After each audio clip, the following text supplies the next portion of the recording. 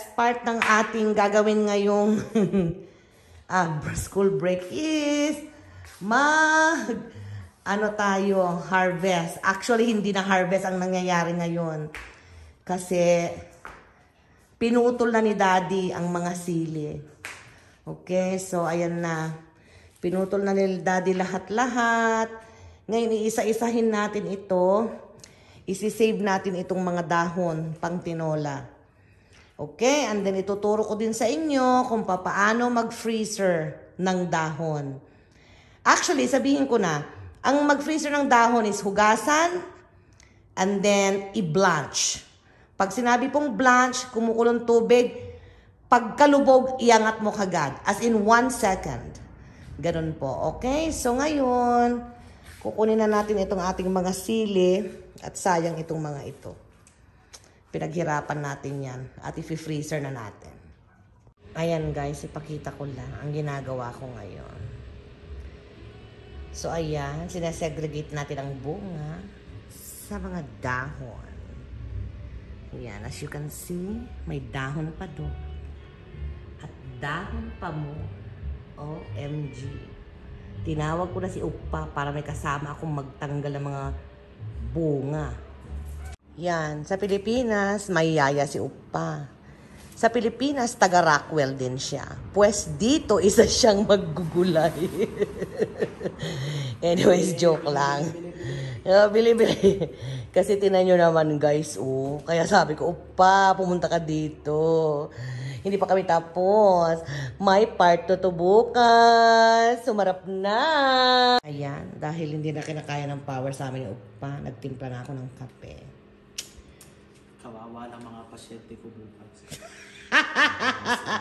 Kawawa na naman ang mga pasyente ni Upa bukas. In short, cranky na naman. Tusok na naman kung tusok ang mangyayari. So, ito, update lang natin. Ito yung bell pepper. Dahon ng sili. And then, yung siling kulot. At marami pa. Hindi pa kami tapos si Upa. Meron pa doon sa lamesa. Mega love shout out sa inyong lahat. So, ito na. Tapos na kami ni Upa. Yan na yung aming mga pinagbaklasan. At ito ang ating na-harvest. Yan. Siguro mahigit ito mga 40 na bell pepper. Isang paper bag na sili kulot. At isang paper bag na panigang. At dahon ng sili. Wait, at meron ding dahon ng kamote. Bukas naman ang babanata namin ni Upa is ampalaya. At itong dalawa na ito ay honeydew at saka melon. Itong dalawa to nakakatuwa kasi hinagis lang namin yung buto doon. Ay tumubo. Ayan, napakadamot naman dahil tig-isa lang nila. Pero salamat na rin, di ba? So ayan, linis na tayo. Maglinis! Diyos ko day, santambak ang basura. Ayan, naawa naman si Daddy nyo, guys. So, siyang nag-ayos sa mga basura. Diba? Hindi wawa, no? Sa bagay, give him credit naman. Siya na nagtanim, siya pa nag-ani. So, kami lang nagputol-putol.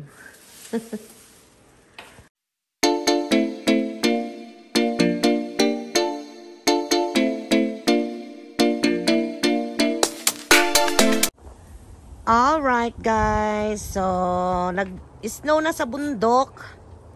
At medyo delikado na rin ang lagay ng lamig dito sa gabi. So, wala tayong choice. Ayan na si Daddy. Umuwi na siya ng maaga from work.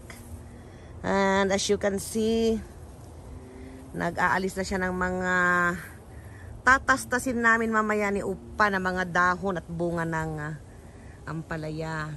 Yan. Okay, naalis na yung mga ibang sili. May mga sili pang aalisin mamaya. Ayan, so yan ang buhay namin dito. Diba? Tanim, harvest, baklas. Baklas. As in parang saging lang, no? Binabaklas nila. Pagkadikit sa'yo, baklas. Hugot! Anyways, so ayan guys, pakita ko lang sa inyo itong update natin. Nag-aalis na si Daddy ng ampalaya leaves. At ako naman ay papasok na sa loob. Magluto na ng dinner. And as you can see, ang gulo-gulo na rito. Naghambalang ang mga upuan. Mga gamit kasi ang lakas ng hangin dito guys sa gabi.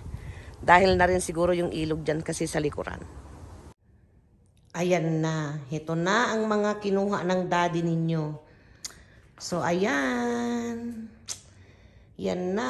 Actually, hindi pa yan. Nangunguha pa si daddy.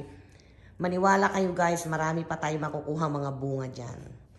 At syempre, ang pinakamasarap dito yung yung ugot kung tawagin nila sa Ilocano. So, mega love shoutout sa mga Ilocano. Dito ni ugot ni imasang.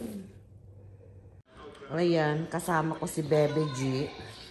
At yung mga upo na nakuha din ni Daddy, saka mga talong. Ayan. O, you dance na, bebe ko. Ayan, gusto niya dito lang siya sa akin. So, ayan na. Umpisahan na nating magtastas ng mga dahon. Okay, so ito na yung mga upo. Mga display na to. Display namin sa Halloween sa harapan ng bahay. Hindi ko sure kung may malalambot pa dyan, pero I don't think so. Galing yan sa labas, doon sa kabilang bakod. Then, ito, hinarvest na rin. Ito yung aming Thai sili. Okay? From Thailand talaga siya. Okay? Thai chili, kung tawagin yan. Ayan, saka yung kamatis. May mga bell pepper pa pala. Ayan, maya-maya ay hati-hatiin na natin yan at ipamimigay na namin. Tingnan nyo naman si Opa. Diyos ko, ang partner in crime ko. Oh. Forma-forma na naman, as usual. Pupunta lang dito para, alam nyo na, utusan ko magro-roast. Ano ba Tagalog ng ro-roast? Paki-comment down below. Tapos ito, kakatayin ko talaga si daddy nyo. Oh, taas na nitong malunggay. Oh, ang laki na rin nung pinakapuno niya. Ayan. Aalisin ko yung niyan. Try kong putulin siya sa earth. Ayan. So, good luck sa amin, Upa. Ayan, guys. Tatlo na kami nila daddy yung nag-aano ng ampalaya. Well, nasa sili pa rin ako. O, diba? The whole family, pati ang mga puppies na makukulit. Sikuhan na makadadi yan eh. Ito ang makamami. Kami. Ito makamami to eh. Makamami to eh. Ayan guys, so update lang tayo. 2 paper bag ng Thai chili. Ayan. At sinabi ko kay daddy, kuhaan niya ako ng isang bulto ng ampalaya leaves at hihimayin ko na yung mga dahon.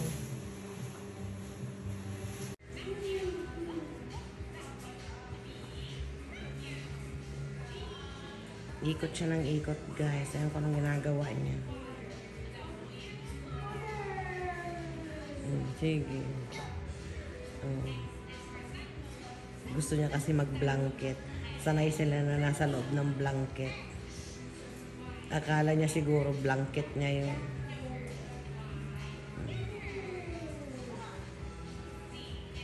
Kayla, what are you trying to do? That's not your blankie. That's your ninong's jacket. Yeah, sige, ikot. Nahilo na ako sa kanya. Oh my God, you sit on it and now you're gonna See? feel. No, he better not. I will bout him. Good job. Nahilo na ako, guys. Alright, guys. So, kakatapos lang namin. Siguro mga 3 hours to 4 hours. Okay, so naka-paper bag na po lahat ng ating mga ipapamigay. May mga pangalan na. Yan. And then, marami pang matira dito sa lamesa. At saka doon sa sofa. Kasi marami pang bibigyan.